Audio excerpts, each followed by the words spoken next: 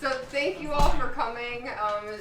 This is my first official ward meeting. I joined Councilman Harsh last month at Estabrook for kind of a combined Old Brooklyn ward meeting, but this is my first standalone ward meeting, and so I'm really excited and happy to see all of you here. Some of you I know and some of you I don't know, which is also really, really great, and I'm excited to meet you and get to know you and hear the things that you want to see and hear your concerns about the new Ward 11. We have DeQuavian Rustin, who's generously agreed to record the meeting this evening for people who couldn't be here, so that they could watch it or listen to it online, or pick it up later tomorrow. And we also have a public, the artist who is working on the public art project at Lake Pool Park at West 85th between Lake Avenue and Detroit. And she's going to give a presentation this evening. And then also, thanks to the folks at Cudell Fine Arts for allowing us to use this space, and for all the work that you do here in the community, for offering the classes that you do, which are free, if you can believe that. They offer amazing resources, and they're going to give us a little overview of the things that they offer here, and then a tour for those of you that are interested. Is Lizzie? Oh, there you are. Sorry, didn't see you. Okay.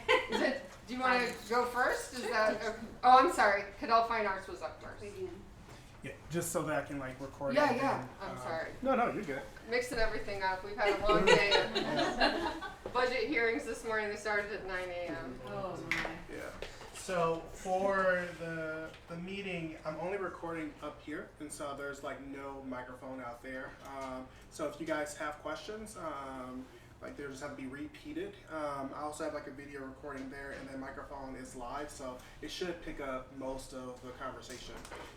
My name is DeQuavian Rustin. I am a neighbor of the West Boulevard neighborhood. We have a podcast called Simply Neighbors, where we record stories of power of individuals in the neighborhood, grassroots leaders, local makers, whether a business owner or just a creative in the community.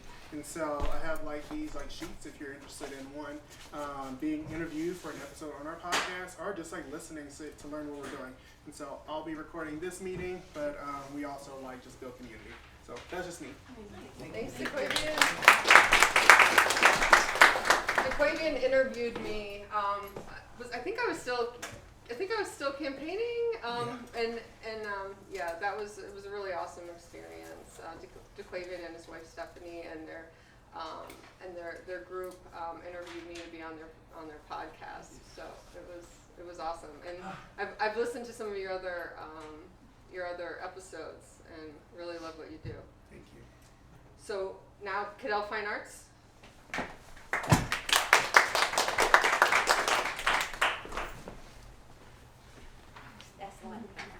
Okay. So first of all, good evening, everybody, and thank you guys for coming out. My name is Amanda Hedenberg. I'm the center manager here at Cudell Fine Arts. This is Ashley Gazina. Hi. I'm the cultural arts manager for the Division of Recreation. Ashley and I both started as art instructors here in 2016, with Ashley taking the regional position in 2022, and I've been the manager here for a year now this month. It's been an incredibly meaningful for both of us to grow with this organization, and serving our community through the arts means everything to both of us. This space is very meaningful. I grew up down the street on 107th in Detroit. I spent all my after school hours here. I spent my summer hours here between the Arts Center and next door at the Rec. This was my second home as a kid where I grew up. So this community means everything to me, and being able to give back to the community, creating that safe space, that space where there are people that kids and adults can come to have someone that trusts them, to have somewhere safe that they can be. That's what we want this place to be. The building itself carries a rich history. It was originally built in 1845 by Franklin Elliott, and Franklin Elliott married Frank Cudell. I'm sorry, that's not correct. Franklin Elliott's daughter, Emma Mueller, married Frank Cudell, and the house became theirs. That's wrong. Emma Mueller is the daughter of Jacob Mueller. Jacob Mueller, yes. I have it all written down. I'm very nervous. I apologize. I do have all the history written out with the correct information on it. I'm just a little nervous. I'm sorry. The clock tower was erected in approximately 1916 after Mr. Cudell's passing. Mrs. Cudell passed in 1937. 1936. 37. And the building was opened as an arts facility in 1939. That's okay. He's correcting me because the history that is important to me. I love the way you said this is your second home. Yes, this is my home. It's our second Absolutely. home.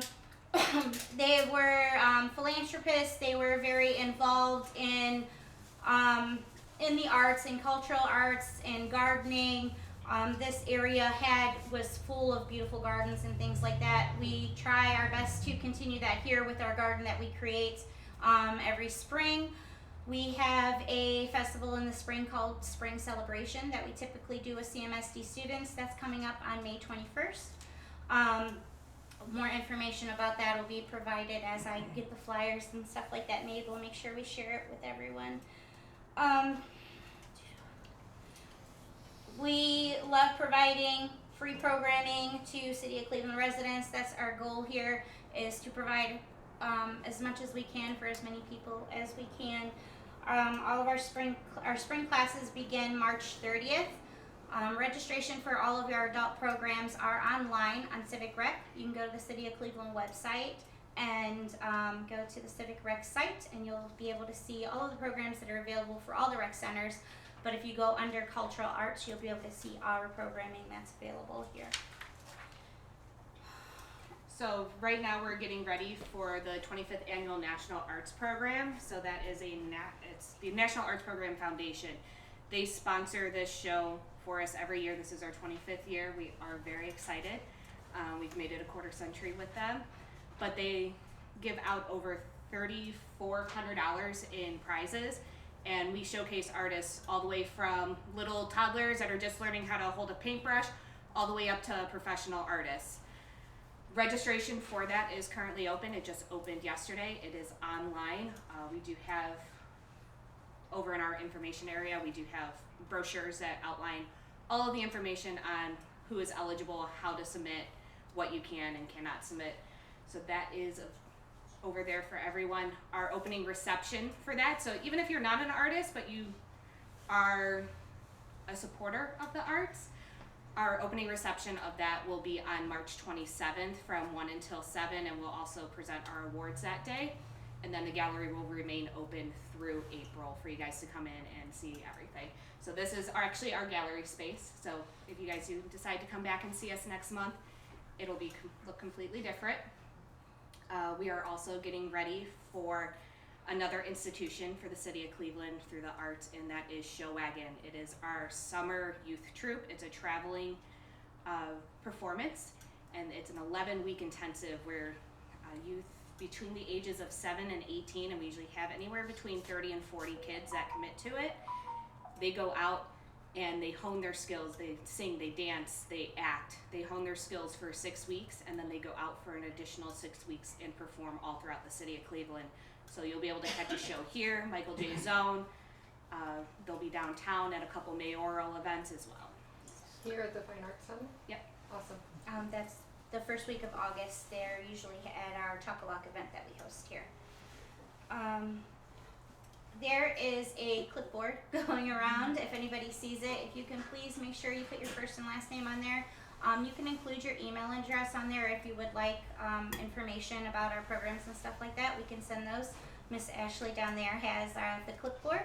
I just want to thank Nikki Hudson very much for hosting tonight's meeting here. and her continued support of the arts in our community. And it is my pleasure to introduce our local muralist, Lizzie Ehrenholt, who will be creating the mural at Lake Pool. Thank you. Can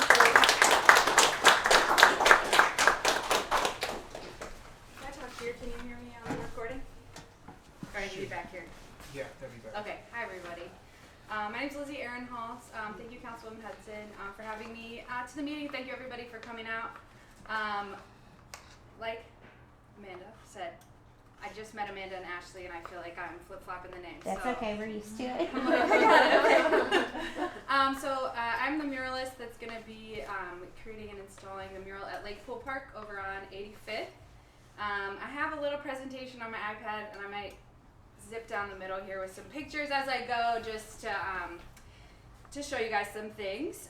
So I'm going to go over really quickly who I am as an artist, some contextualization of what the project is. The project's going to be honoring a historic resident named Walter Benjamin Wright, who lived right across from the park. So I'm going to talk a little bit about him. I'm going to go over some concepts I have for the mural. And then a big part of this mural is community feedback and engagement. So I'm going to talk about how you can jump in on that if that's something that interests you. Alright, so I'm an Akron-based visual artist. I've been doing murals since 2019.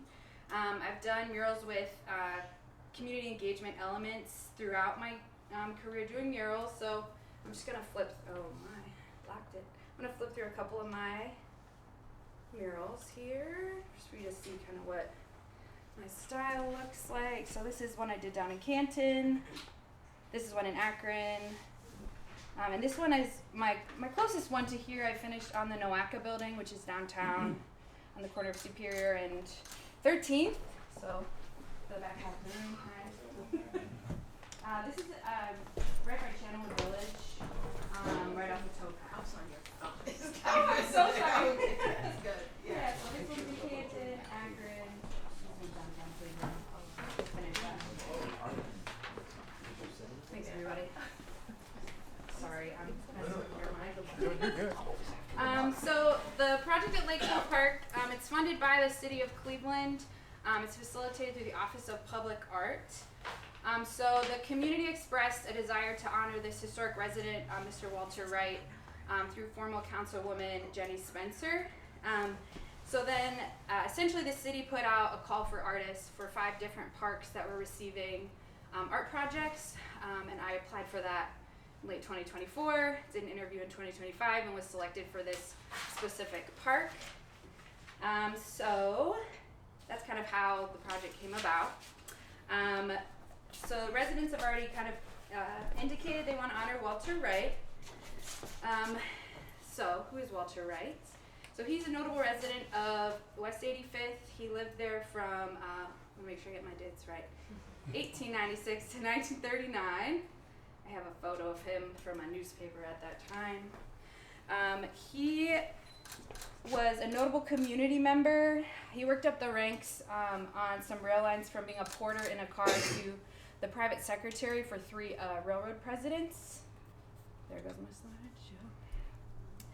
Which for a black man at the time was like sort of unheard of. As a private secretary, he was essentially like a chief of staff to the president, so he would have known almost as much about the railroads, if not more, than those railroad presidents. His wife Sarah and their children were one of the earlier black families on the west side of Cleveland and in the city as a whole prior to the Great Migration in the early 1900s. The Western Reserve Historical Society has 2 of his actual scrapbooks in their collection, where you can flip through and look at stuff that he himself collected throughout his life, which is really a cool thing. I was able to visit that twice now. So I was able to learn kind of what his interests were throughout his life from his own collection of materials. So some of those included railroads, obviously, lots of articles about railroads. He was interested in education, lots of photos of his kids, articles about his children graduating high school, that sort of thing. The advancement of African Americans in Cleveland specifically, as well as nationally. There were a lot of just like practicalities, which I thought was fun, like recipes and how to keep your house warm when it gets really cold, and some of that that sort of practicality stuff that I feel like we get from the internet, he got from newspapers and kept, which I thought was really fun. He supported an orphanage down in Chattanooga, Tennessee pretty extensively. There's letters between him and a woman down there, so just sort of the plight of orphan children, and he was really involved in church life and family life as well. All right, I have really loved getting to learn about him, so if anyone would like want to chat, not right now, but more, I've got lots of interesting stuff that I will not talk about tonight. So as far as concepts that I've sort of brainstormed, he was a really like well-known guy at the time, but it seems like he sort of like disappeared from the Cleveland history conversation in some ways. So I think it'll be really important to make sure like key things about his life are in the mural. I'm also planning to have a plaque installed with some written information, and I'm working with one of the librarians at the public library for that. But I want to do a portrait of him, imagery relating to the railroad, whether that be mapping or bridges, and then some additional imagery from his scrapbooks that I've found. So I have, these are also printed out in the back that you can look at the end if we have time for that. And you can actually give feedback immediately tonight if you'd like to on some boards in the back.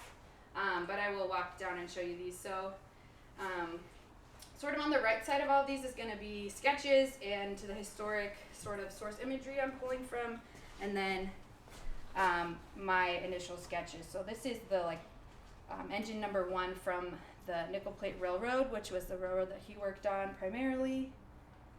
Next up, this is his house on West 85th. There's a photo of that house in his scrapbooks. I'll come halfway back and scroll through these too. I think you probably can't see my way back there. I wrote his name out in the style of the logo of the Nickel Plate Road as a way to include that in the mural. This is my portrait of him based off 2 images in his scrapbooks over here. This is a mapping element of that railroad that he worked on that he would have known so well, the Nickel Plate Road. I don't have all the cities included, but that could happen. These are a couple railroad bridges in Cleveland, images and sketches. This one feels kind of random, but this was like a poem that he had in the scrapbook with this really pretty like nighttime scene that I thought was lovely, that could just be a fun addition to the mural project. And then he had like brochures and poems, and a lot of them had these really fun ornate like geometric borders that I thought would be fun to pull patterns from those. So that's what these are here. And then I very quickly sort of added some elements to mapped out on the wall. I'm working on this week because we're having a design review on Saturday, which I will talk more about in a moment. But still sort of like right in the middle of the, can you see right in the back here? The design process of trains, his house, his name, like the logo, portrait of him, mapping, bridges, there's a mountain I love, and these geometric shapes. And then very quick to the wall, starts that. All right. Lizzie, is there just that one facing wall, or are there walls on the side? That's a great question. So I'm also planning to activate the 2 side walls, which is a slide I forgot, and I just added a couple of my sketches onto the side walls to show what that could look like that.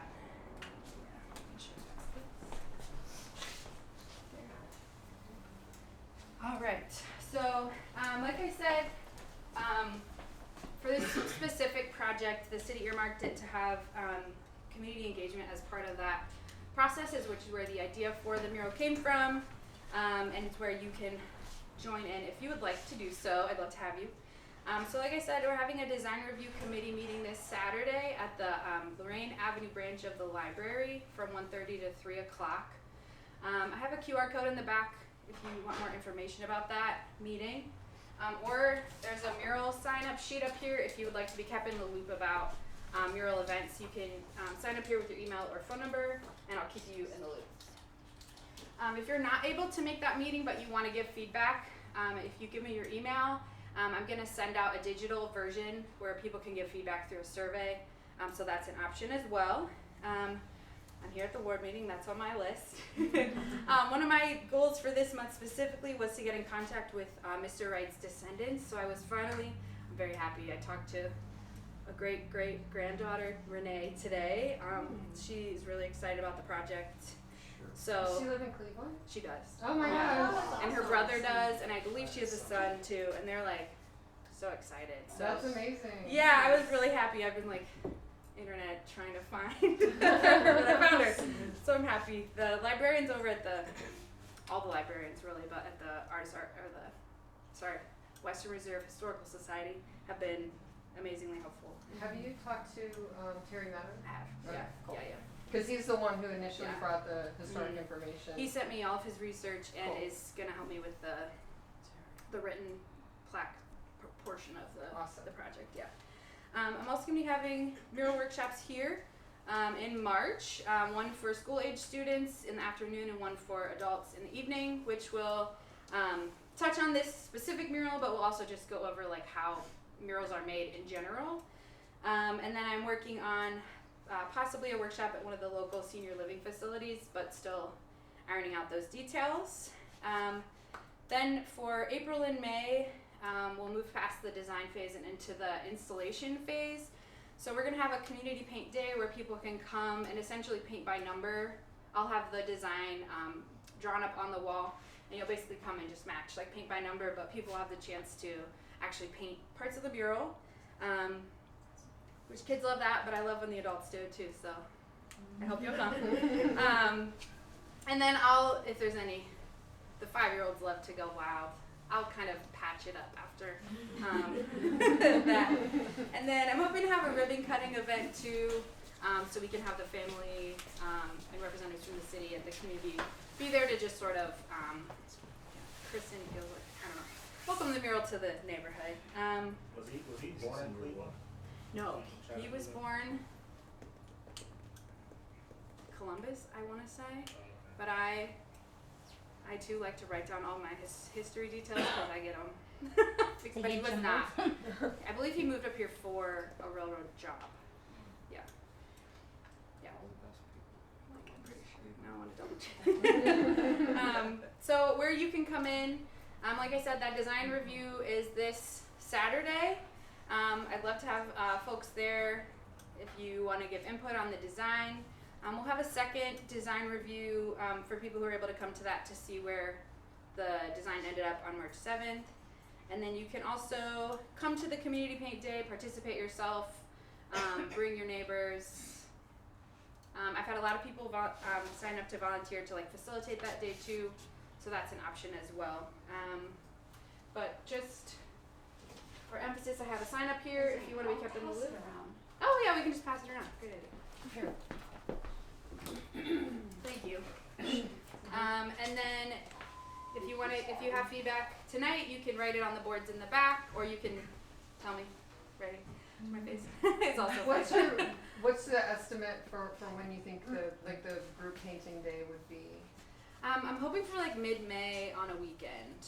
My hope is to get the mural installed before the pool opens, so that way I'm not bothering, the pool folks and vice versa. Yeah. And do you know when the pool opens?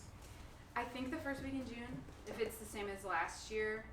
Yeah, and it's like worst case scenario if it's not totally finished. I think the pool's closed 2 days a week, and we'll get it. Yeah. Yes. Do you know if this house is privately owned or is it being restored? Is it a museum? I think it's just privately owned. It is, Yeah. okay. Mm-hmm. Are the owners aware of the Not historical sure. That's significance? a good question. We'll find out soon. Yeah. Just not coming. Oh, I'm sorry. That's okay, that's okay. Well, now I feel like I gotta go see the house now. It's a little different. Yeah. Yeah. Yeah. It's still there. You It's said- still there. Yeah, it's there. It's You right. said West right 85th, across. right? Yeah. Okay, so pretty Yeah. close.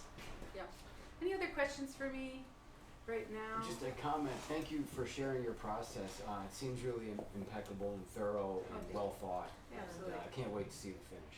Thank you. It's been an honor to work on. Yeah. So, thank you. Any other? What year was he born?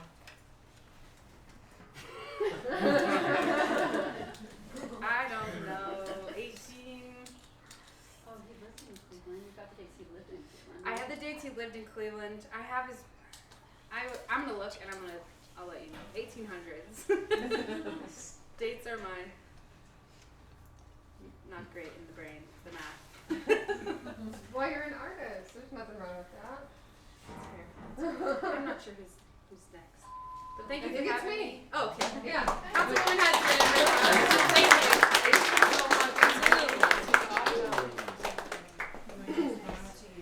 Thank you, Lizzie, for that amazing presentation and for your work on this mural. I'm really excited about it, and I'm really excited about the group painting day. And yeah, I think we should have, a party at the park for the ribbon cutting. So I'll stay in touch with you because Okay. we'll be happy to facilitate that. That'd be awesome. Yeah. 1852.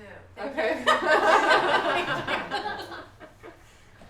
So this part of the meeting, I want to hear from you guys. I want to hear any concerns that you have, but I also want to hear, for future ward meetings, locations, topics, guests, things that you would like to see from me as a council person, but also things that you want to see at these ward meetings. So what type of information do you want to learn about? What types of presentations can I bring to you? And do you have any questions for me? It's been just over 5 weeks since I was sworn in. It's been, a long 5 weeks. I know Paula and we've been joking about this because everyone described it to me beforehand that, once I was sworn in, that it would be like drinking from a fire hose. And that is 100% accurate because it has been information overload these past several weeks. And today was certainly no exception. First day of the budget hearings, I had to excuse myself early because they weren't over yet. They're probably still there, to be honest, and we'll be back at it in the morning. So I'll just give you a little update. My first year budget hearings, I had just a couple what I considered minor things that I was looking to accomplish. One was related to community gardens. So I don't know if how many of you have experience with community gardens in the city of Cleveland. It's called the Summer Sprout Program, and it's also through the Ohio State Extension Program. So it's a partnership between the city of Cleveland and OSU Extension. And over the last several years, unfortunately, that program has been declining at a time when really we need it to be growing. I'm going to probably throw in a bunch of, puns, garden puns, so that was the first one. But the community garden, here's another one. It seemed like low-hanging fruit for me. So that's why I wanted to, knock it out. A really good friend of mine, some of you might know her, Morgan Tagger. She's the executive director of FAIR, Food Access Raises Everyone. During the campaign, she introduced me to a woman whose name is Zainab Pixler, and she's the local food systems coordinator for the city of Cleveland. And right now, she's the Department of One. So it's the food systems department under the Department of Public Health is solely Zainab. And Morgan and Zainab put together a food policy platform menu, and they shared it with me while I was still, campaigning and running for city council. And they had a lot of really amazing things in this document. And I asked them, what do you think, what could I do, right off the bat? Knowing that budget was going to come up pretty quickly, community gardens was their suggestion. I'm like, okay, cool, let's do that. Because right now, community gardens are funded with CDBG funds, which is grant money from the federal government through it's HUD money. And it comes along with a bunch of restrictions and stipulations, which aren't good for community gardens. One of them that is particularly frustrating is that if you grow excess produce, you can't sell it.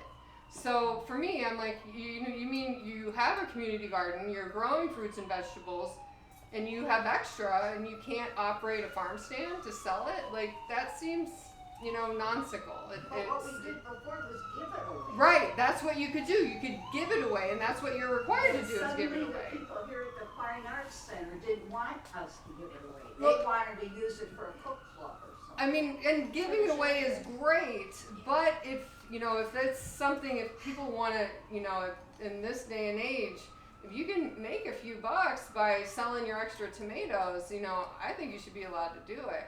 There are other stipulations too that came along with CDBG where you couldn't accept donations, where if somebody wanted to give you, like a rototiller or something that would help you with your urban farm, you couldn't accept it. And so those are the types of restrictions that we're trying to get away from. So I'm asking, as part of the budget hearings, for it to be funded instead of CDBG out of the general fund. And they can use their CDBG money for something else, like roads or bridges. So it's not like we're asking for something, that's not already there. We're just asking them to shift the funding source to something that doesn't come along with a lot of restrictions.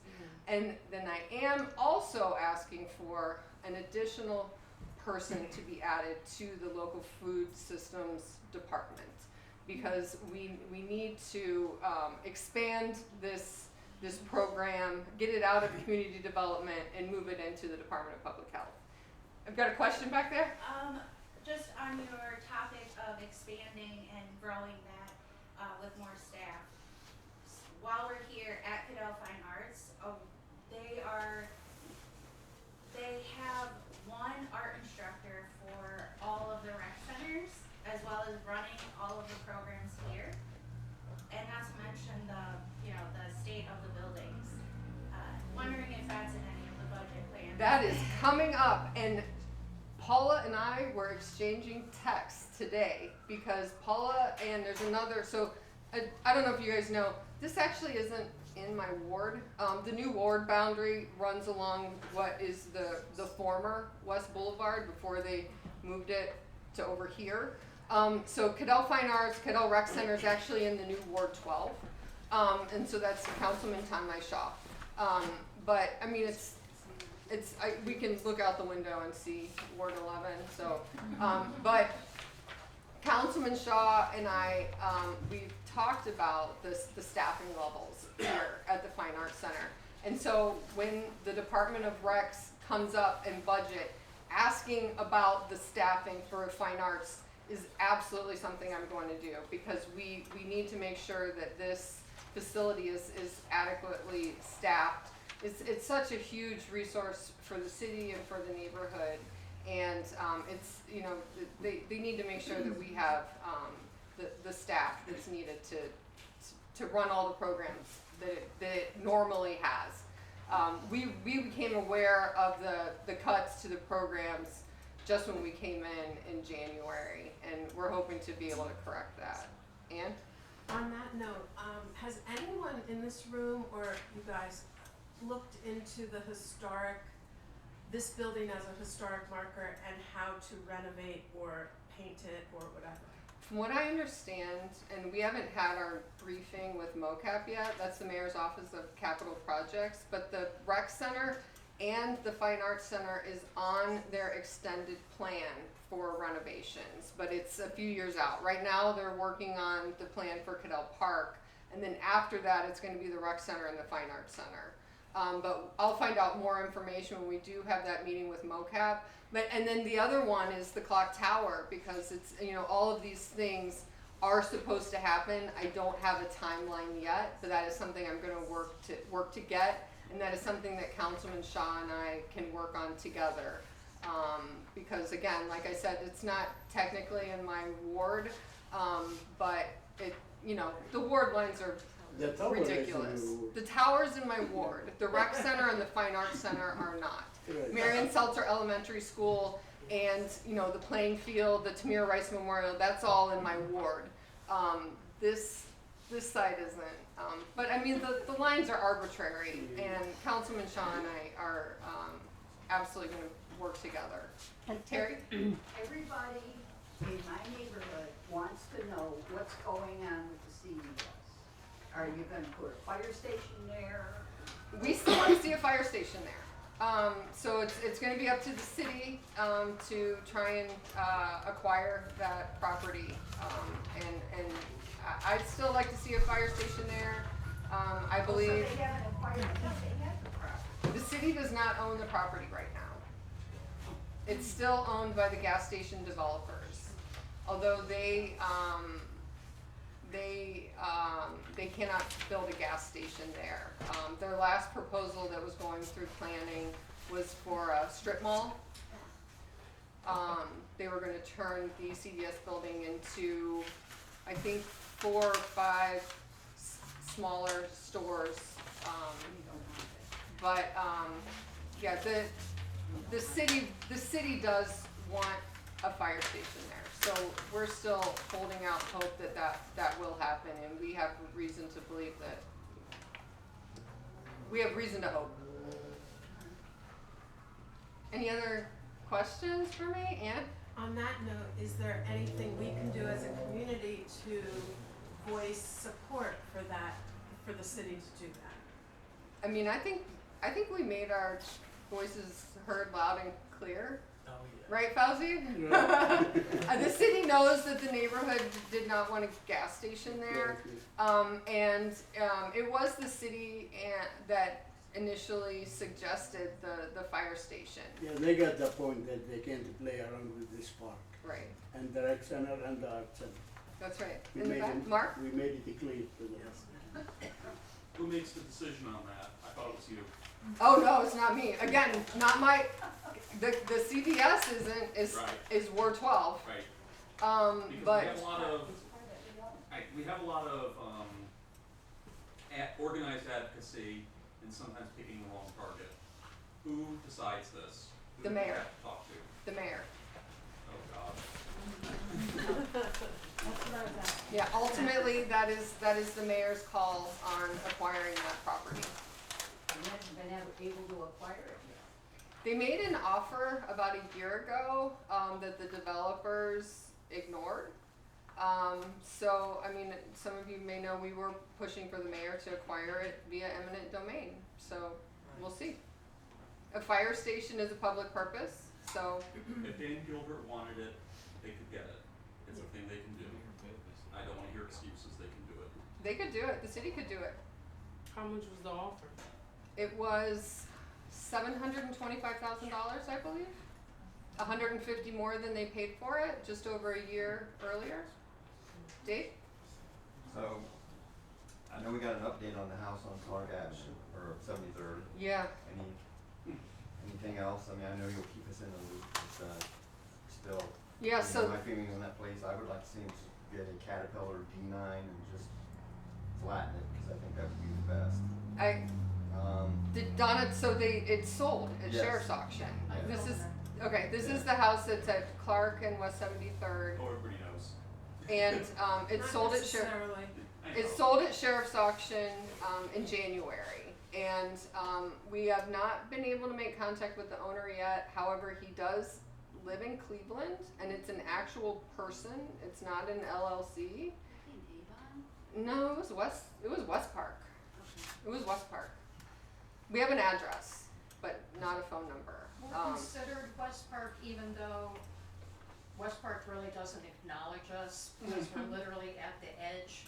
We're kind of the redhead stepchild. No, we are the redhead stepchild. West Park. And, Well, just, we're just. wait a minute, just one more follow-up. Sure. We'll be getting warm soon, thankfully. And of course, that means every loser dipshit with an ATV and a dirt bike Yes.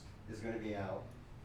For once, I would like to see a plan, cause I live behind Denison, and particularly on Sunday evenings,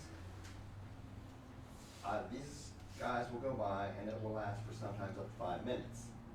Now, that's a lot of dirt bikes and ATVs, and I've been on a roll on this one for several years. And at some point, something's gotta be done.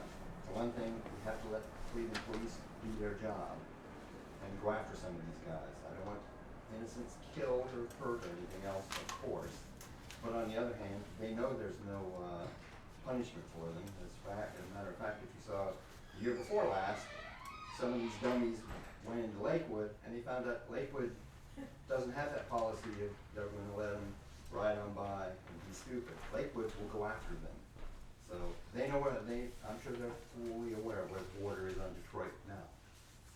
So we've got to do something. Have you thought of garden houses? I thought of other measures. I thought of other measures, but Yeah. they tell me that I could do a long prison sentence for using those Well- particular measures. So far, Would you like me I've been to doing it for invite years. a representative from 1st and or 2nd District Police to my next ward meeting? Absolutely. And, I do um, not blame CPD because I've talked to CPD officers over the years, and they basically, since Frank Jackson and his criminal grandson, he didn't want to get arrested, told the police they can't chase these guys, they can't do anything. That needs to be reversed under the Bibb administration. So yes, if you could have representatives, that would be and I will say Denison in general, is a traffic nightmare. Yes. For speeding cars, for pedestrians, for people on bikes. I would like to see some traffic calming measures along Denison. And I think that would also help with, people on dirt bikes or ATVs. I mean, you spent a great deal of time on my deck with Jay that night, and you could hear it. Yeah, I agree. Like there have been, I think, 2 people killed on Denison in the past year. One of them horrifically, and we had a briefing with the Better Streets people in Cleveland, they deal with Vision Zero and with moving the city to 0 traffic fatalities in the city. And I brought up Denison. They know that Denison is terrible for people on bikes, for people walking, and for people driving. So that is something that I'm going to focus on, is finding how we can calm the traffic on Denison and make it safer for pedestrians and cyclists and everybody along there. And I hope that would have a side effect of curbing the illegal activity that you're speaking of. So can we do this real quick, because he jumped in before we could finish. I want to go back to the house on West 73rd just briefly, and just say I appreciate the fact that you have been part of this fight since before you even took office. This woman jumped in on the email chain with us in 1st District and 2nd District and Building and Housing way back in September, October? You weren't even in office yet, so we appreciate that. I have missed, over the last few years, having this kind of connection with my council person, so thank you. I appreciate that, just so you know, the West 73rd corridor from Madison to Denison, it was previously under 3 different council members. And unfortunately it shows. There are a lot of issues, but there are wonderful people who live in the neighborhoods off of West 73rd. So that is another focus of mine. And I spent a lot of time campaigning there, but it's not going to end with my campaign, because there are a lot of very pressing issues on the streets off of West 73rd. Starting with the Dudley Triangle area, but going all the way to Denison. That's her. And that I've known about that for decades. And it speaks to me because of the issues that I've dealt with in my own neighborhood on West 89th Street off of Detroit. And so I'm going to try and use my own experience to help you all out, however I can. Yes? Yeah, so my wife and I, we live on Lake Avenue, and they're tearing, like I keep seeing in the papers, they're going to tear down part of the shoreway. Like, I work in Beachfront, she lives at Tri-C, and I feel like that's going to cause my commute to just skyrocket. And I don't know, I know the Haslam view is pack his bags and moving to Brook Park, but I don't understand why they have to tear down the shoreway and make it a street, and then even the green space thing, it just sounds crazy to me. I don't know. Yeah, I'm not, so I remember seeing, different plans for that. I haven't seen a final, like, iteration of their plan, and from what I understood, it starts downtown. Like, I don't think they're gonna demolish the main Avenue Bridge. Somebody correct me if I'm wrong. That's what I thought I saw. They're taking Because- down a portion of the bridge, and then they're going to put in 2 traffic lights down there and a left turn. On the downtown side, right? So Downtown, you, but part of the bridge is coming down so on the eastern edge. So my advice and what I'll commit to you as council person is as that comes up, as that topic comes up, because I don't think there are any finalized plans, to keep you updated, to make sure that you can lend your voices at every opportunity in the process, to make sure that people, that people know that that's not what, residents want. And I hear what you're saying about the commute time or the traffic that might happen in front of I your have a lot home. of friends too that are like concerned about, even like some coworkers that live in Lakewood, and they're like, damn, it's, taking the shoreway is like one of the ways to get to downtown, like, to get on Easton. Well, it's how I go to work every day, Yeah, so I mean, I hear you. So who is they? They are going to do this, like, who is that? So it would be the mayor, the Division of Traffic Engineering, MOCAP, Mayor's Office of Capital Projects. There's a whole team, but it's not something that we've talked about, in the past 5 weeks. We've talked about the closing of Burke Lakefront. Oh yeah, good. We haven't talked about this. There was a brief mention of the waterfront project this morning, where it's the plan to, where the mayor's administration has secured funding to start the process of a land bridge to connect downtown to part of the lakefront, which would be where the Brown Stadium is now. But there hasn't been any mention of that since I've been in office, but I'll pay close attention and. I've heard about it too, I did hear rumors about that too, Well, there's so. been articles. And there's been no traffic studies or anything on how traffic overflow might impact our neighborhoods here, who might want to find a shorter way down. Right, I know the intention, I remember seeing it, the intention was to direct people to I-90.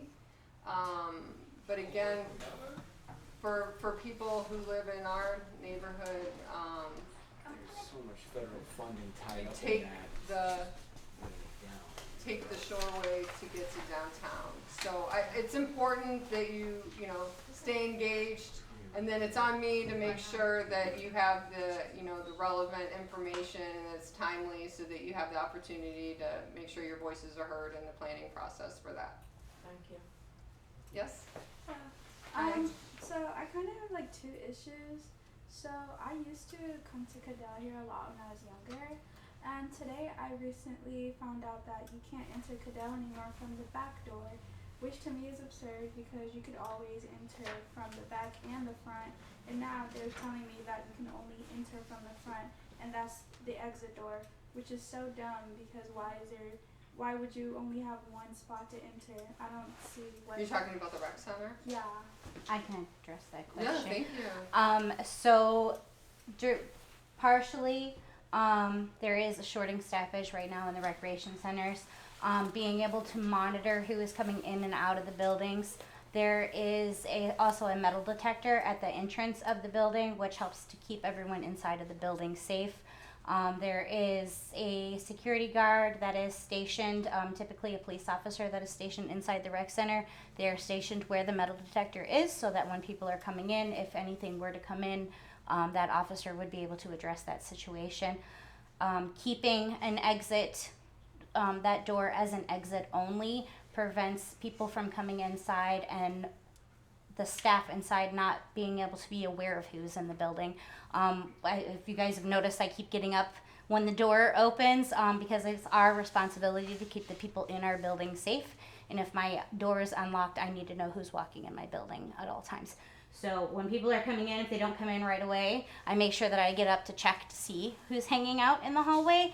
just because I'm doing my due diligence to keep everyone safe. And that's the same reason why their doors are sectioned the way they are. A staff member is supposed to, at the best of our ability, be present in each room that there is a patron in, just so that we can keep everyone safe. Thank you. You have another question? Yeah, the fencing. I know. I feel like it's such a great disservice to fence off the parking area. I understand like the school, but like the park is like where people go to like especially the summertime. It's like that's like closed off, and I feel like the fencing just went way too far. It closes off a good amount of the street. You can't exit through like that street that goes up to the fireplace anymore. And West 99. yeah, and then also like I told you before, I guess a family friend, she has a daughter. They usually they used to get the school bus would drop them off on that street because it's kind of like a cul-de-sac, and because they could like safely like leave and they can like go out. But now since all of that is locked off and some parents had issue with people being dropped off on that parking lot, like by 98th and Madison, they have to come here to Cudell, and that's such a much longer walk because you can't easily exit. You have to walk all the way around and leave through the CVS or all the way down there, and that's just so inconvenient. And I don't really think it's not that accessible either. I agree with you wholeheartedly. We tried really hard as recently as December to try to get the CMSD to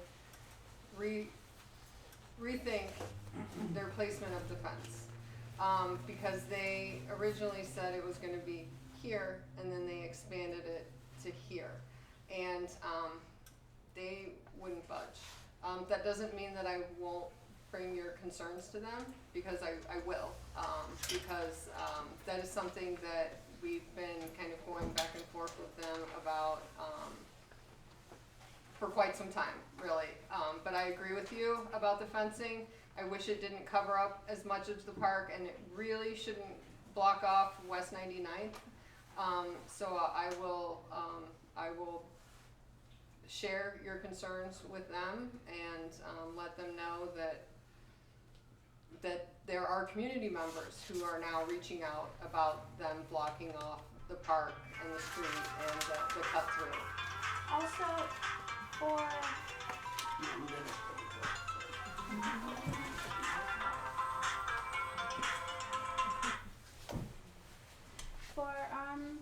it's I looked at it. It's not necessarily blocked off at the Tamir Rice's Memorial Center.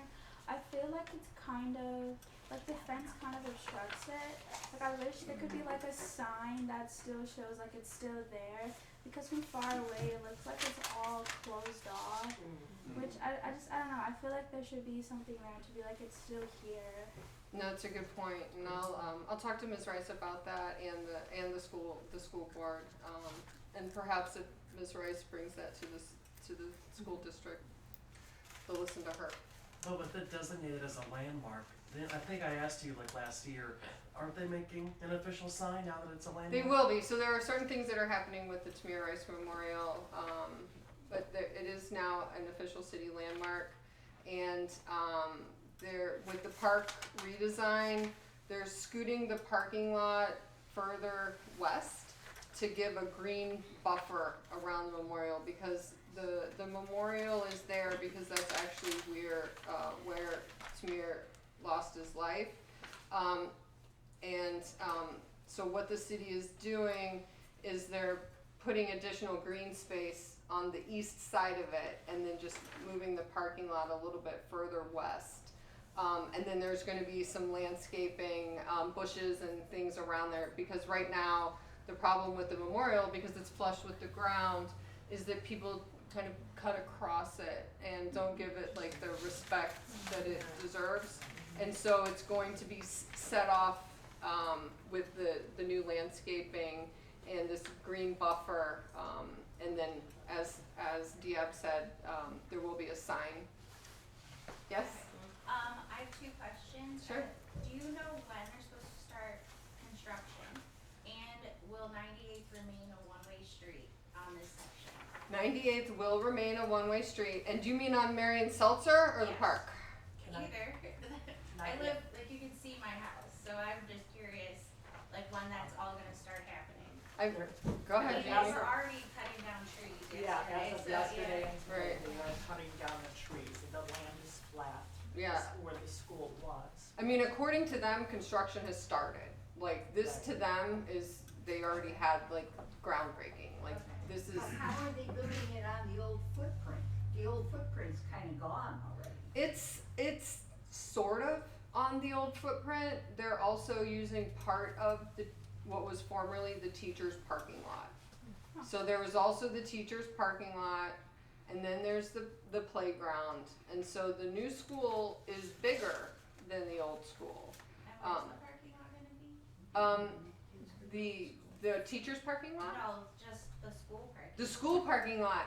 It's going to be on the south side. Okay. So it's going to be where that fenced off area is, 99. Still entering on 98th, or will it be on 99th, the entrance? 99th. And I think that there was like a pull off on 98th for buses. And I'll include. There's just a road. No, like in the design. Oh, In the okay. design. So I will. I have and it might actually just be a photo. I'll try to get the renderings for the new school, and I'll share those so that you all know what It'll still be that. one way. Yeah. 98th is going to be one way. That's not going to change. Yes.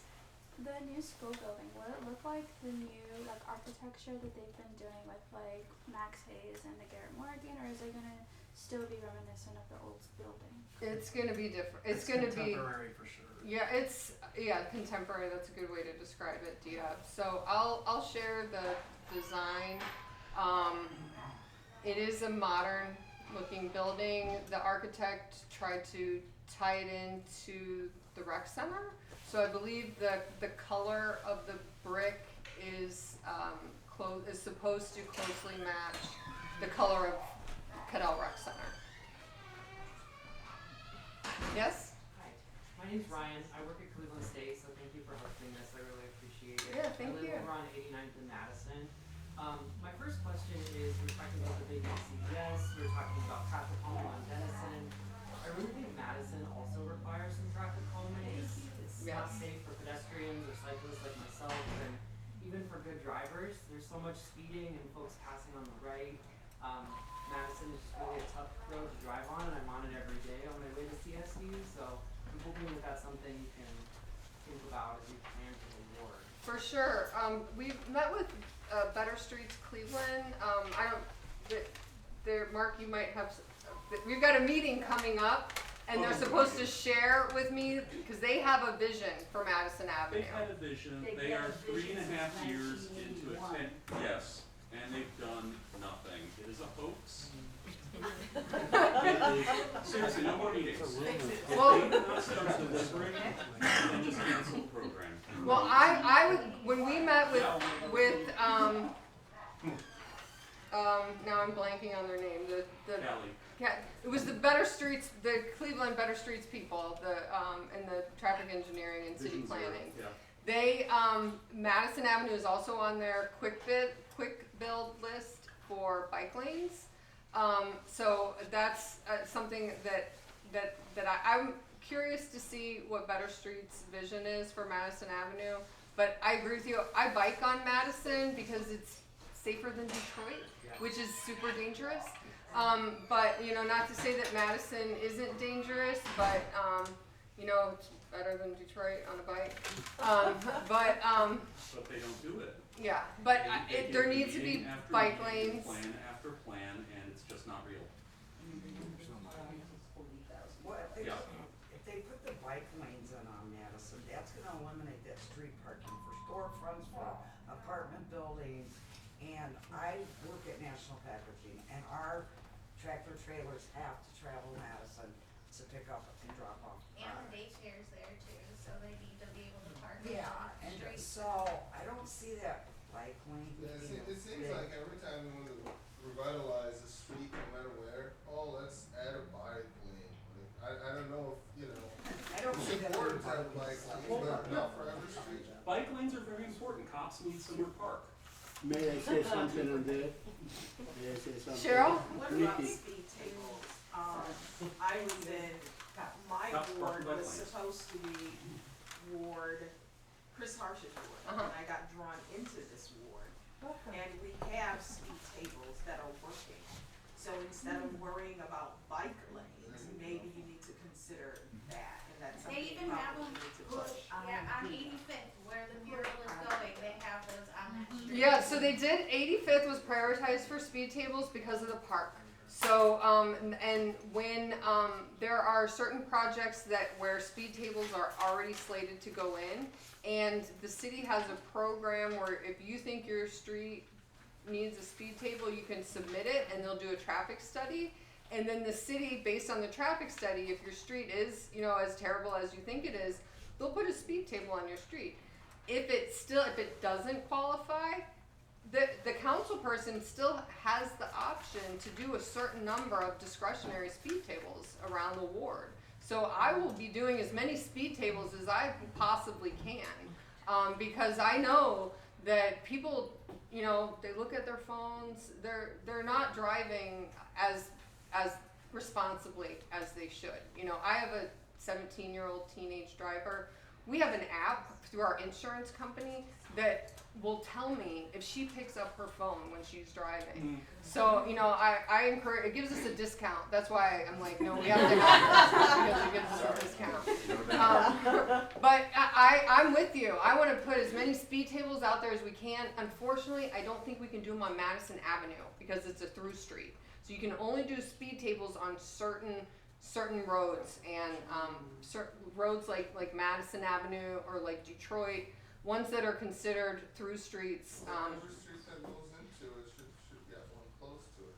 No, I agree. They come fly from the freeway, they make a right on West 100 or 101st or whatever, and just get into Madison, accidents next to the fire station and everything. Right. If there's something bad going on the highway, Madison gets completely blocked from West Boulevard all the way to 85th. You can't get out of the street. Our building has been hit several times. Oh, I know. It's terrible over here. So they come around this corner right here. It was 2 years ago or 3 years ago. We had a huge accident. Was it 3? Thank you. And somebody came around that building and hit our main studio building and went through the building and knocked a big portion of we were closed down for 6 months or so completely because it knocked out the power to both facilities, and we weren't able to do anything until they were able to reconstruct that side that was missing and fix the electricity. Last summer, another car hit that same corner, and thankfully didn't go in that time, but they mostly hit a tree that was there, and because we were in the building when that happened, and when we came outside, they pulled back out with the tree in their windshield and took off and drove down the street. There are some photos. Oh my gosh. But because we're in the building, I was in the upper studio, and I think some of the staff was in the lower studio. Our class had just left. We had first and second graders over for Marion Seltzer, and they had just left, not even 5-10 minutes, and all of a sudden you hear a boom, and the building shook. And there was that other car, and they took out that whole tree with them and drove down the street with it. So if there's anything that we can do about this, and the kids, they run, so there's a gap between this building and the studio. Yeah. The kids run across there. Across West Boulevard? Across West Boulevard.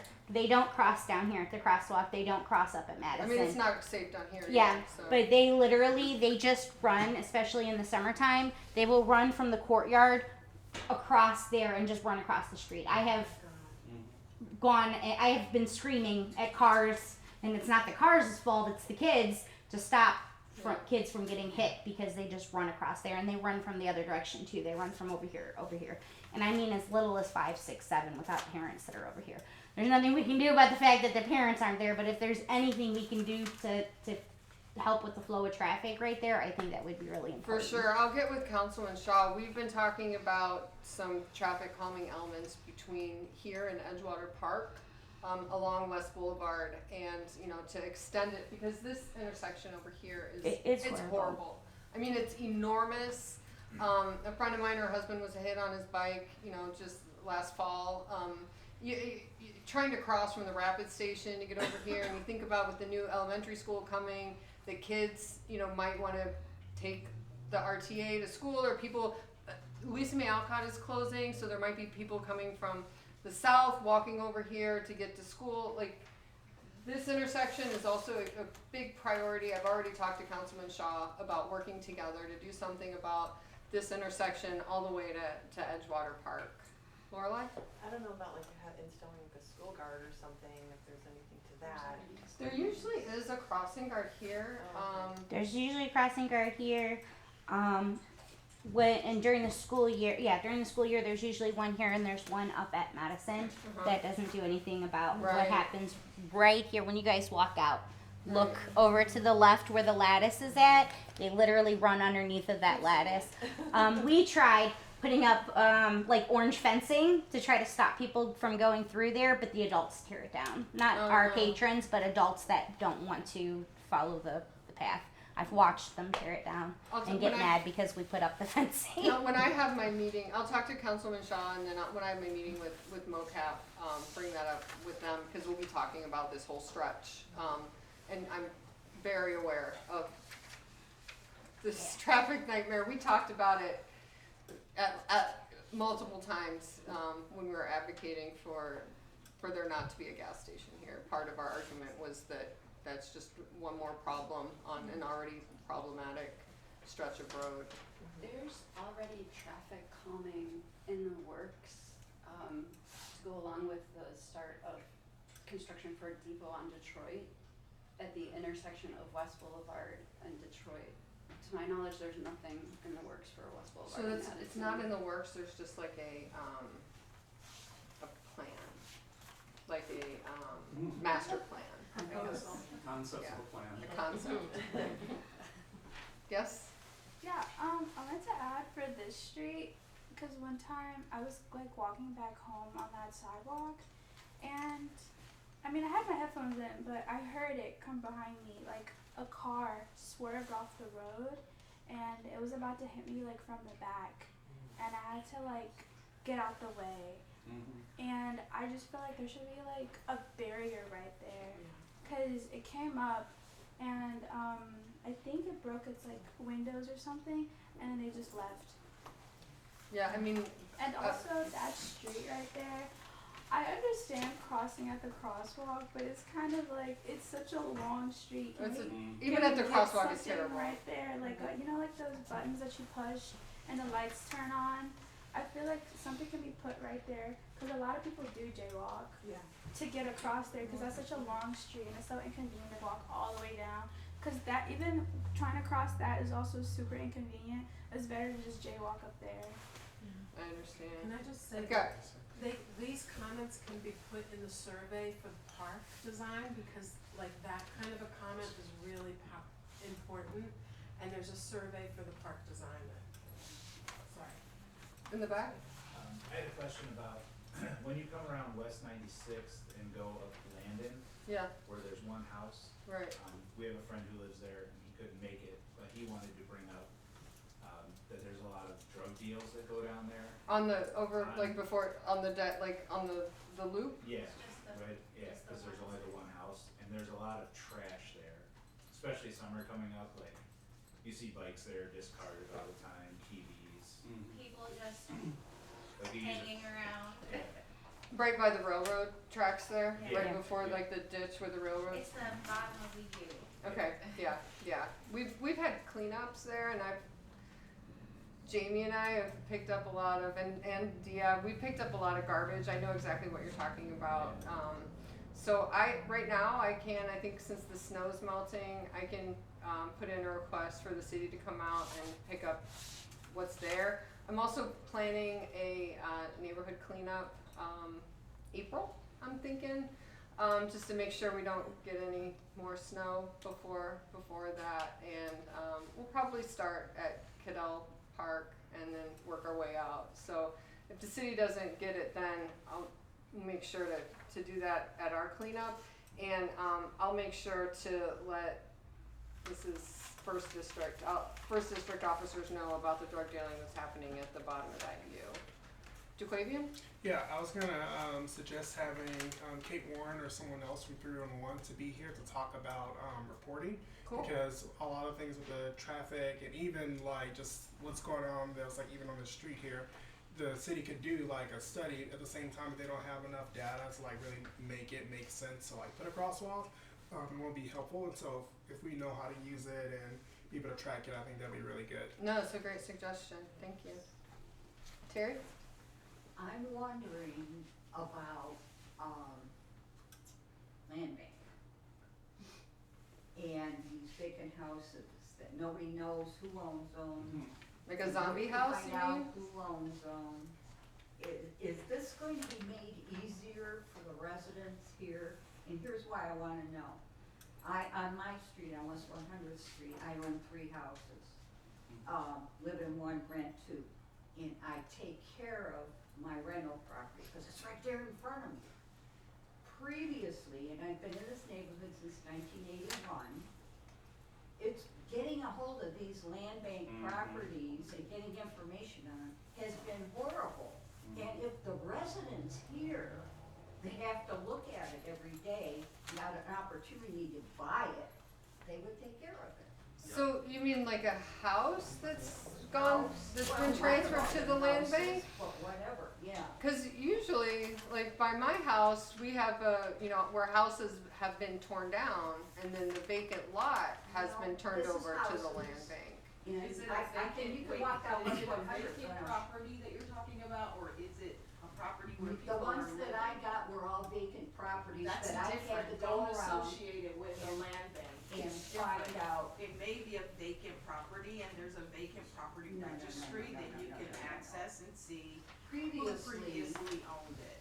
So they're two different Previously, things. Cudell Improvement held all these things, and they would be in the land They bank, don't- and you'd call the land bank, and nobody knew anything about it, and then you'd call back to Cudell Improvement, and they wouldn't know anything about Right. it. And the ones that so- I bought, I had to track down the owners. Terry. Because they're still in their name, and buy them directly from the owners, even though everybody in town would say, well, that's in the land bank. Right, Terry, I just, real quick, we are very fortunate to have the new housing court judge, Cheryl Wiltshire, also a Ward 11 resident, is here tonight.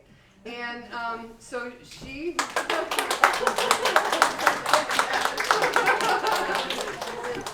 And one of my staff members is right here too, so there's a lot of information that you can Yeah, tap thank into you for with joining her. us. Well, things are different now, like than when Cudell and here's what's improvements. And so what I know now about the land bank is once the house has been demolished or the land then transfers and it's a vacant land. That they don't get out to people, and they let them deteriorate until they're a problem. But we just heard I where know I got There's a one of my registry. houses from the land bank. It wasn't easy, but it took a little walk and it took a little filling out the form, understanding the reason why the house is vacant. Once Going quicker, through we all just the find things. the old owner. Well, here, why don't you No, you have, give yeah, her, it's really, this lady right there, the addresses before you leave, okay?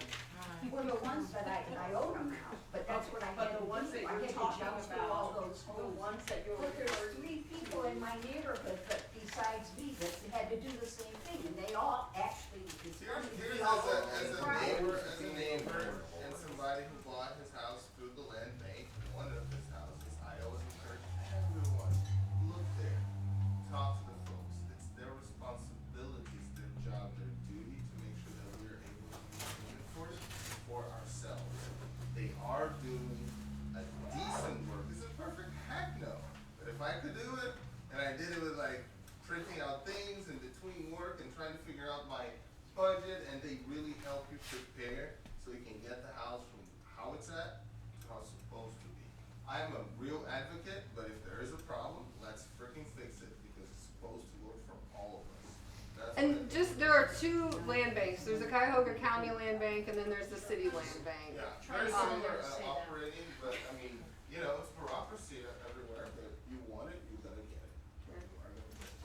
And Councilwoman, Yes. hi everyone, my name is Rob. I work in community and development over at City Hall. So we have the land bank, the city land bank in our department, and yeah, well, our job is to kind of frontline those applications when they're open. It's closed right now, we're getting caught up from last year. But basically, if it's a vacant lot in the city, we probably own it as opposed to the Cuyahoga County Land Bank. We're talking about And houses. nothing to do with the city. And then after you're interested in doing an application, really we just process a lot of that information, and the decision of what the what is going to happen on the property ultimately comes down to the councilwoman, council person, and also sometimes in discussion with the CDC. But For vacant land. for vacant land, Vacant so, land. yeah, About houses. yes, but Cuyahoga County land yeah, bank. Cuyahoga County very much or privately owned, and they're just not taking care of the property. You'd probably have to, go through the courting system and that. Thank you for that. Appreciate it.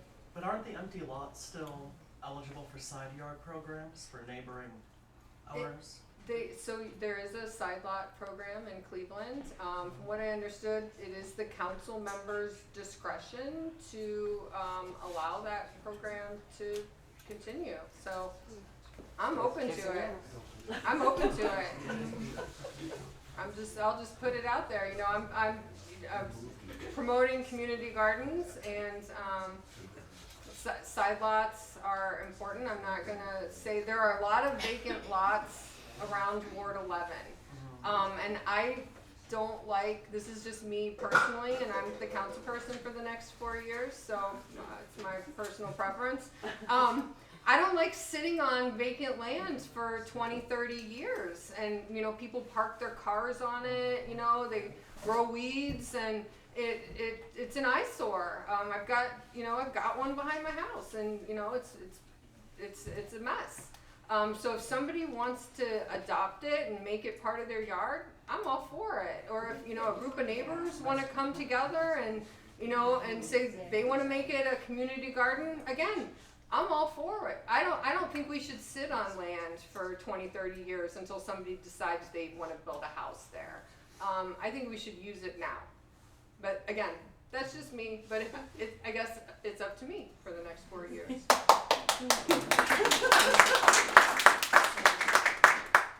Yes. I know that before this happened maybe 2020 or 2019. The organizations of the neighborhoods, Detroit Shoreway, Cudell, and Edgewater used to be separate. Well, Cudell and Edgewater were in the same organization. Detroit Shoreway had their own.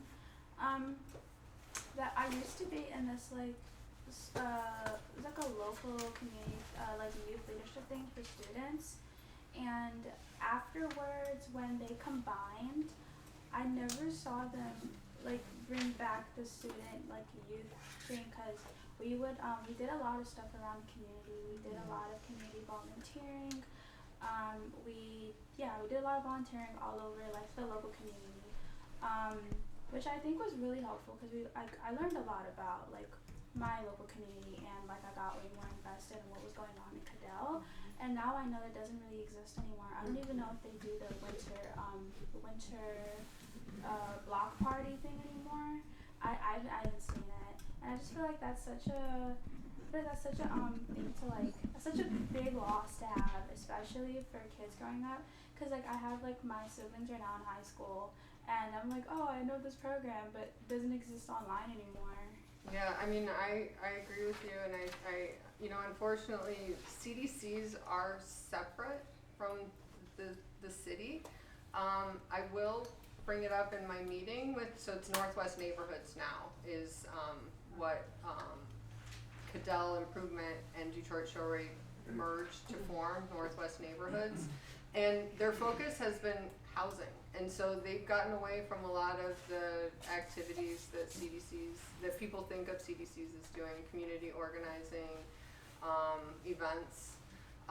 So that is something that I'll bring up when I meet with them, because I agree with you.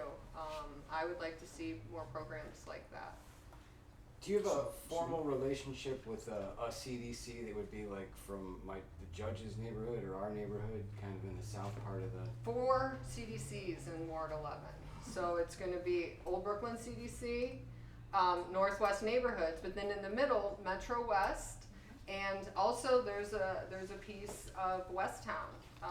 So it's going to be a relationship with 4 CDCs. Were they designed to work hand in glove with one councilman? Like I don't each think one? so. No. So I don't think so. And I actually like that there are, because like I said, Northwest Neighborhoods has moved into focusing on housing. Other CDCs like Metro West, they do those types of programs like you're talking about. So I'm happy that there are 4. And Old Brooklyn CDC, they put on amazing community events. So I'm glad that there are 4 CDCs in Ward 11. So at Northwest Neighborhoods, basically a non-entity in my eyes now over the past few years, as it seems to be detached from the interests of the neighborhood and more coupled to what the developers want, Yes, especially given absolutely. what they were doing, pushing form-based code zoning for the developers and taking away citizens' voice in that area. So maybe there's room for a 5th CDC in this area. If Northwest Neighborhoods wants to settle on housing, maybe we could develop one that's more rooted to the community again, too. I mean, if you want to start a CDC, that's. That's And DeQuavian is on the board of West Town. Yeah, that's what I was gonna suggest. So we're actually in the process of like an election coming up in March, and so we're talking about what does like a high functioning CDC look like? I just met with Anna today just to talk about that. I'm on the board of West Town. I've been on the board for I want to say like 5 or like 6 months or so. It hasn't been that long. There's 10 people on the board. We need 11 to be like kosher, and so like this is active conversations that we're having like on the board. Like, what does it look like to be a CDC for the future? I don't know like how involved everyone is like with the CDC network and like how like they're funded, but there's Nikki mentioned earlier community development block grant dollars, and a lot of CDCs use those dollars to do like programming, mostly like housing and business development. Those dollars are shrinking, and even like now, like there is some like reassessments of like what it looks like to even support CDC. So even if a council person were to be like really in favor, depending on like the consultant that the city's seeking after, or even other like things, it could just look a lot different.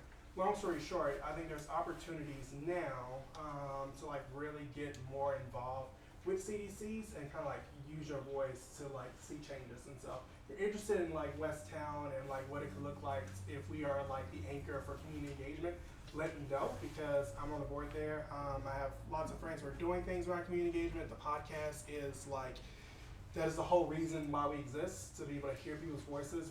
It's a multimedia asset mapping tool. So we're trying to highlight both the thorns and the blooms of the community. There's lots of news that you hear that's always demoralizing, like it just makes you just like don't even want to engage. But we want to like fight the sensational storytelling. Like there's better stories. There's ways that we can organize and not just have meetings just to meet, but to actually like do action. And so like we were talking about the bike lanes earlier. Bike lanes, for example, like I think they're good because they're also like part-time sidewalks. And what I mean by that is they get plowed during the snow. And if somebody is trying to use a sidewalk, especially on a bridge, there's like no way for people like to cross. And so like bike lanes for snow time, that's like a part-time sidewalk so people can actually move in. It like makes the street smaller, so like if people are like driving quickly, like they have to slow down. So that is a natural kind of like speed bump and curve. So I say that as an example of the type of stuff that we're doing and talking about around community engagement and organizing. And so if you're like really interested, come to Neighbor Night tomorrow, and we could just like talk more about that. And that's going to be at the Nehemiah Mission at 6. And Nehemiah Mission is on West 65th. In Bridge. Thanks. Talk with me after the meeting. Okay. Make sure Anyone you have else? information. Jay? My question is, what do we have to be excited about that you found out in these 5 months? 5 months? 5 weeks? 5 weeks. 5 weeks. honestly, I'm most excited about community gardens, just because that's been my focus the past couple weeks. But what else? I mean, Excuse me. what else can we be excited about? Traffic calming. Traffic calming. I just want to Donna? point out that you have inherited the first community garden in the city of Cleveland. That's Bigelow, and it's right there on 82nd. Oh, nice! So you Awesome. inherited that. Love it. I didn't know that was the first. That's, trust me, the woman who started it reminded me of that all the time. Cool. She no longer lives in the area, but it's right down on 82nd. So Cool. you're- Good to know. And we're also going into our second year at Madison Avenue Community Garden, which is There right you up go. here. Nice. So that's yours as well. Cool. Yeah, right across from Story Church. I believe Tom from Holden Arboretum is planning on doing a seed starting Yeah, we're in talks program with with him you and guys. Jennifer. We're gonna do the Hopefully that'll be 21st. hosted here for you guys. Yeah, That's and then I was pretty gonna cool. bring, I work for wild ones as well, so I was gonna bring some native seeds to That'll share be as cool. well. Nice. Our spring celebration that we have done for the past several years is our garden out here in the courtyard. And last year I was able to get a lot of support from Home Depot. And I definitely plan on sending you some information about what our Yeah. plans are, and we'd love to have you guys come out and any of you sure. in the community to come. That'll be May 23rd, I believe. Oh, okay. Amazing. Got some time. March, April. May 21st. I apologize. That'll be May May 21st. So as soon as I have all the details worked out, I'll make sure I share it, and hopefully everyone can come and be a part of that. Yeah. Thank you. Thank you so much. All right. Thanks, Dave. All right. You gotta pass it to them. All right. Up front. Brother. Yeah, it's just real quick. Like, Yeah. What, like, also, like, what's the city doing about some things like landlords are just not giving, like, a crap about, you know, like I lived in Cleveland for, like, going on, like, 3 years, two, 3 years now, and, like our buildings just got bought, and at first I thought it was gonna be good, and then, like, she starts letting in, like, does anybody live there, and then, like, you know. Oh, we need to talk afterwards because Yeah. you live on Lake Avenue. Yeah. Okay, because I've We had been. a SWAT team there. Yeah, I've met with some of your neighbors. Oh, really? We had that was one of the first things I did. My Nice. very first week as a council person was we had a nuisance letter sent to the property owners About the of elevator? your building. Not about the elevator, about the calls for service. Oh, yeah. to that building. garden And it was donated. because it was off the hook. Home I mean, Depot they built had it, SWAT donated team. it, I was like, built goodness, it they for had us. one guy Years ago, jumped yeah. off the Yeah, window into the I'm the dumpster person and that did that. That's awesome. And I'm the person that they decided they didn't want me Are to you in the start break the room? Are you in vegetables, so break they room? put up all the flowers, Okay. so you couldn't Because see it's the the same vegetable owner for the garden, Breakers in and put the Edgewater Park vegetables there. behind the flowers, Oh, so they could only I'm do well it aware for of that owner. Well, I take care of the garden. And they're yeah. I'm the one that started it, We should talk. Okay. and I'm the one that got the big donation from Home Depot. Yeah, Got even the before I dirt, was sworn in, got the dirt the clerk donated, gave me a and little did the handwritten junior note rice thing. the night of my swearing in. And I And it wanted was to be a about part of it. it was about your But landlord. I'm not gonna have people that are volunteers at telling people they can't pick up tomatoes. All right, thank you guys I so will much for definitely coming.